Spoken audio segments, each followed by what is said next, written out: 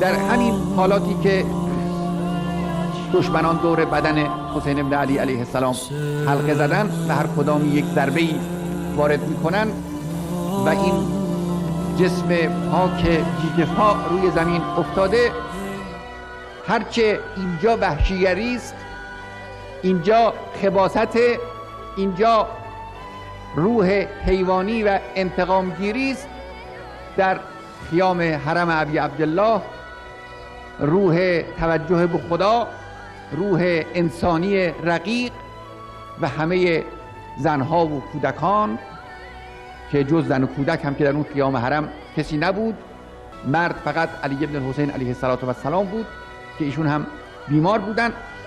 همه اینها نسبت به حسین ابن علی و سرنوشت او اون حالت نگرانی رو دارن.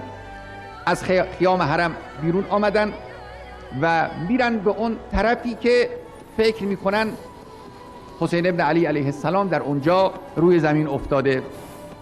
نقل میکنن که وقتی که این زنها از خیمه ها بیرون آمدن، زنهای عرب دیدید شما چطور ندبه میکنن یا شنیدید؟ هنوزم معمول بین زنهای عرب بر کشته های خودشون، بر عزیزان از دست داده به شکل دردناکی گریه میکنن، به صورتشون میزنن، مو از سرشون میکنن، یه چنین حالت فوق العاده ای دارن. خب اینها عزیزی رو از دست دادن مثل حسین ابن علی. زینب پیشاپیش این جمعیت زنها دارن میان به طرف قتلگاه.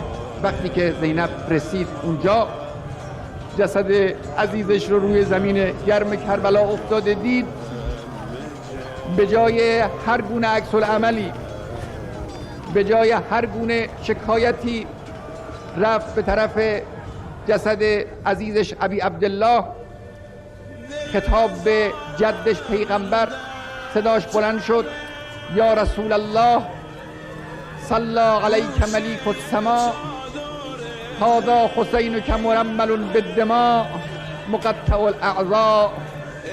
یعنی ای جد عزیزم، ای پیغمبر بزرگوار، یک نگاهی به صحرای گرم کربلا بکن.